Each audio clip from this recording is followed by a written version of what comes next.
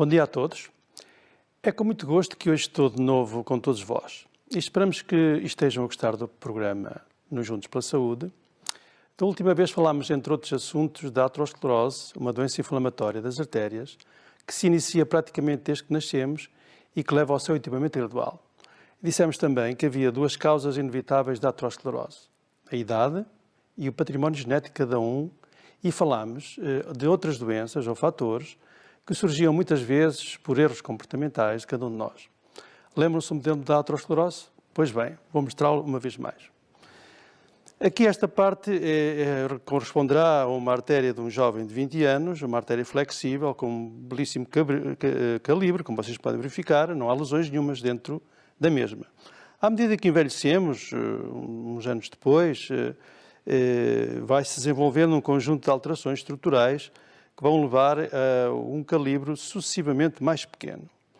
Depois, mais uns anos depois, sempre determinado, como disse há pouco, pela idade e pela genética, e precipitado, acelerado por alguns fatores de risco que nós estamos a falar, começam a aparecer aqui umas placas de ateroma, como veem aqui, cheias de gordura, e já temos aqui um calibre sucessivamente mais pequeno. Até que, quando chegamos à idade dos 50, 60 ou 70 anos, o calibre da artéria está reduzido a menos 50% e, como veem aqui, esta zona, que é a placa de aterosclerose, muito rica em gorduras. E se esta zona se tapar por completo, vai dar origem às várias doenças, dependendo, digamos, da localização da artéria no nosso organismo. Como veem, esta artéria aqui está ocluída, completamente tapada. Dissemos também que se houvesse um entupimento total de uma artéria do coração, iria dar uma doença de coração. Vocês lembram-se qual é? É o infarto de miocárdio, ou o infarto do coração. Muito bem. E se o entupimento se verificar numa artéria do cérebro, como se chamará essa doença? Infarto cerebral. Muito bem, novamente. Lembram-se ainda do conceito de enfarte? Pois bem, infarto é uma área, é um bocado de órgão que deixa de ter sangue, deixa de ser alimentado ou irrigado pela artéria, que entretanto se entupiu, ocluiu completamente e acaba por morrer. Se uma artéria do coração estiver quase entupida, mas que ainda possa permitir a passagem de uma pequena quantidade de sangue, pode dar origem a uma doença chamada angina do peito. Se uma artéria do cérebro estiver quase entupida, mas ainda deixar passar uma pequena quantidade de sangue, pode dar origem ao AIT, ou seja, acidente isquémico transitório. Em ambas as situações está iminente o infarto, porque essa artéria pode ficar totalmente obstruída a todo momento. Se for na artéria do coração, desenvolve-se o infarto do miocárdio. E se for na artéria do cérebro, surge o infarto cerebral.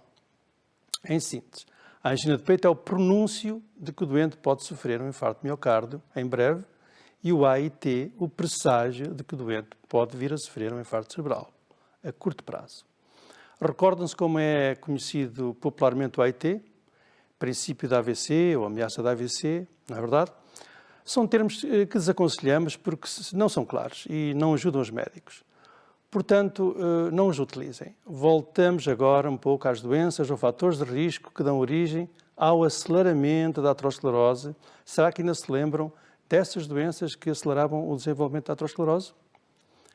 Tensão arterial alta, muito bem. Mais? A diabetes, muito bem. Mais? A obesidade, o sedentarismo e, sobretudo, a má alimentação. Aquela que foge de todo à dieta mediterrânica que a Associação Portuguesa da AVC defende com toda a sua energia. Falta um outro fator de risco muito importante e que é o motivo do nosso programa de hoje. Sabem qual é? Colesterol elevado. Pois claro. Mas afinal, o que é o colesterol? Sabem o que é o colesterol? O colesterol é um tipo de gordura presente em todos os tecidos e que circula nas artérias para ser distribuído por todo o corpo. É uma gordura essencial para o funcionamento do organismo. O colesterol só existe nos animais, não existe nas plantas. Interessante saber é que, apesar do cérebro representar somente 2% do nosso peso, contém 20% do colesterol total existente no nosso corpo. Vejam, pois, como é importante para o seu funcionamento. O colesterol é crucial para o fabrico das células, hormonas, vitaminas e dos cerca de 1000 mililitros, ou seja, 1 litro de bilis por nós produzidos diariamente. Como certamente sabem, a bilis é um líquido essencial na digestão, nomeadamente das gorduras alimentares e na absorção de certos alimentos. Assim sendo, sem colesterol a vida humana não era possível. É, pois, uma gordura vital. Mas questionam todos vós, de onde vem o colesterol? Parte do colesterol provém da alimentação, mas a maior parte, cerca de 75% a 80%, é fabricado na nossa grande fábrica, que é o fígado. Um extraordinário órgão capaz de produzir o que interessa ao nosso organismo e destruir o que não interessa. Imagem, por favor. Como vocês podem ver, esta imagem retrata na perfeição aquilo que acabei de dizer. Do lado esquerdo vemos que cerca de 25% a 20 a 25%, peço perdão, do colesterol provém da alimentação e que poderá ser uma bomba. Do lado direito, os restantes, 75 a 80%, são fabricados na nossa grande fábrica, como vocês podem ver ali, que é o fígado. Se nós comermos muitos alimentos ricos em colesterol, o intestino absorve mais colesterol. Se nós comermos pouco colesterol, o intestino absorve pouco colesterol. Mas se não comermos quase nenhum alimentos ricos em colesterol ou em gorduras, o nosso fígado produzirá então todo o colesterol que necessitamos. É precisamente o que acontece nos seguidores da dieta vegana, a dieta vegetariana mais radical.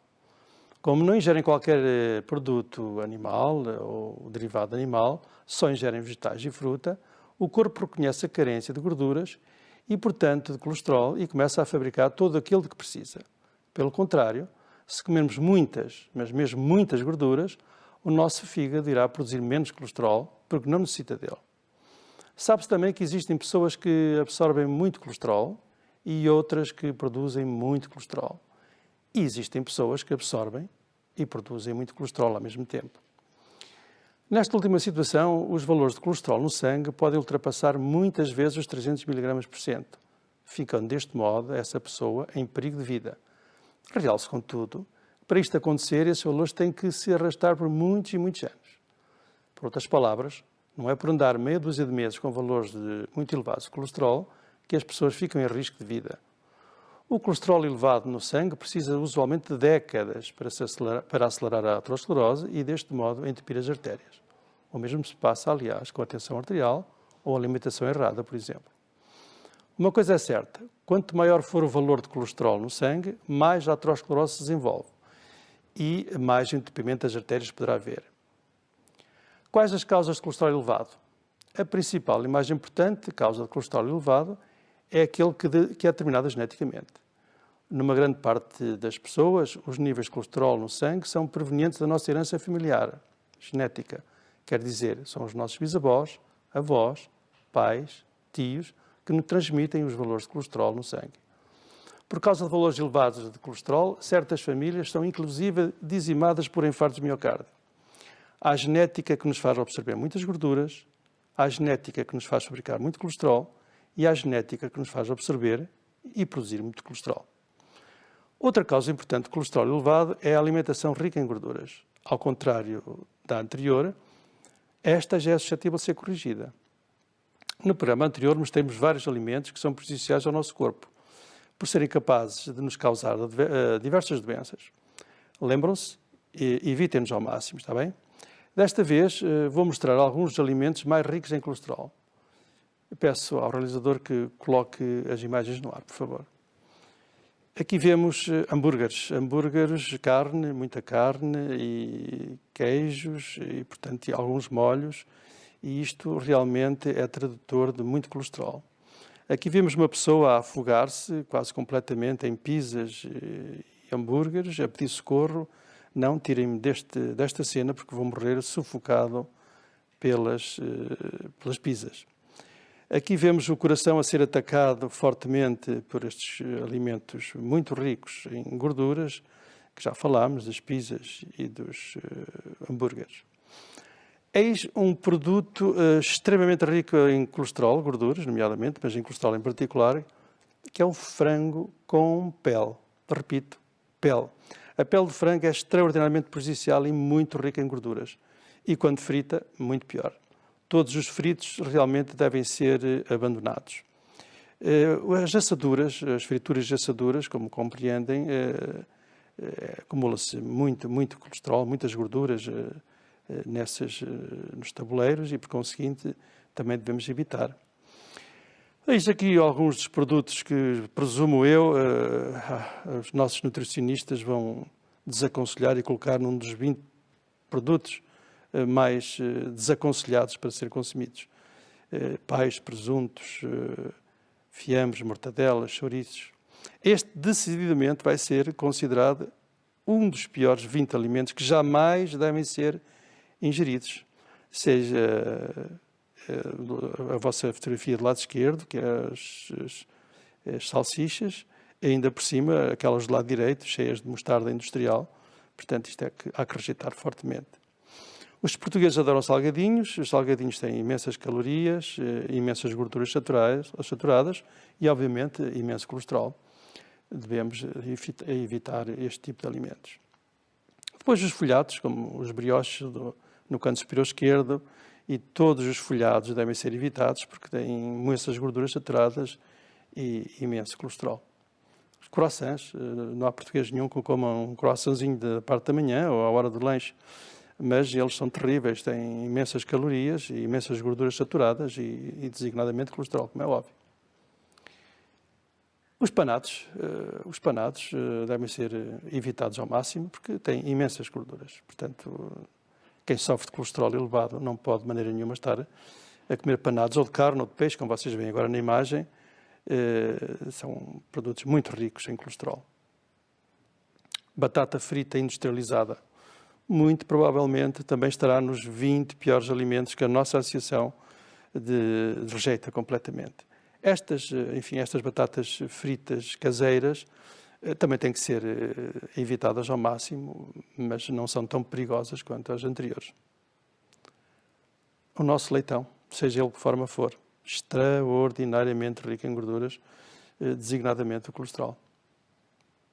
Ovos, especialmente as gemas, são muito ricos em colesterol e aqui temos que ter muito cuidado. Todos os indivíduos que têm colesterol elevado têm que ter muito cuidado em ingerir a gema do ovo, nomeadamente.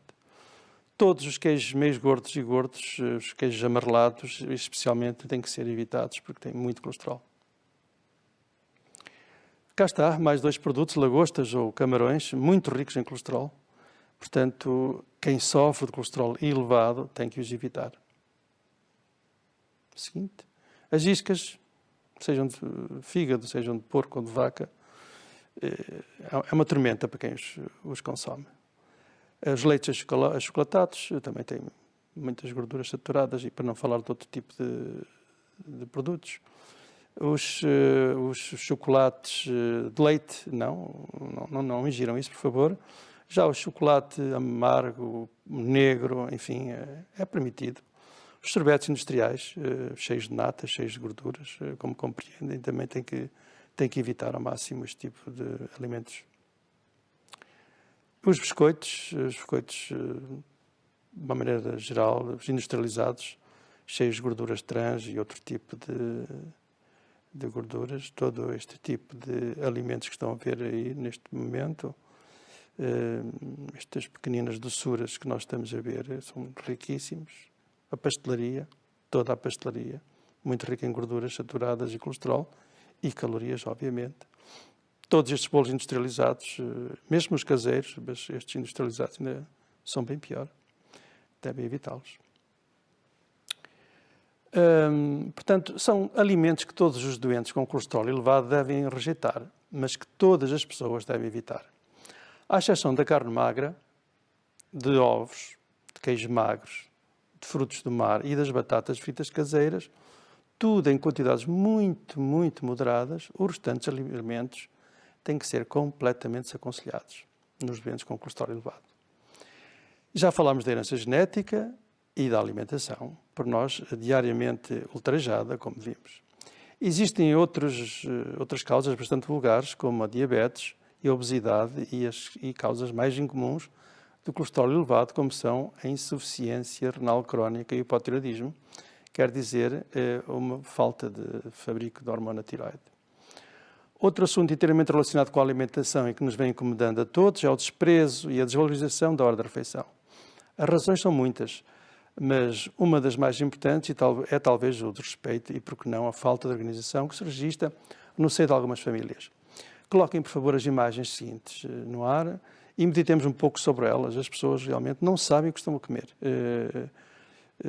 e, por conseguinte, estão a olhar para as novas tecnologias. E por isso, onde é que para a dignidade da refeição? Onde está o respeito que devemos à comida? Onde estão refeições harmoniosas com toda a família? Porque não aproveitam as famílias para unir os seus laços nestas alturas tão nobres do dia? Porque não comunicam entre si os diferentes membros da família, às refeições e continuemos a permitir as televisões, os tabloides e os telemóveis à mesa? Porque não se confraterniza saudavelmente enquanto se come? Onde está o envolvimento da família na elaboração de uma refeição? Onde está o agradecimento que devemos prestar a todos aqueles que contribuíram para a nossa alimentação, que a nossa alimentação fosse possível? Devemos reaprender e a valorizar o que comemos, o modo como comemos e pensar no que comemos. E, sobretudo, devemos receber humildemente cada refeição. Olhem que lindas são as imagens que o nosso realizador vai colocar agora. Isto vê-se cada vez menos, mas isto representa, efetivamente, a dignificação da refeição. O modo como hoje encaramos uma refeição é o oposto do que sucedia nas típicas famílias mediterrânicas, onde era certo que após cada refeição os laços familiares sairiam sempre mais reforçados.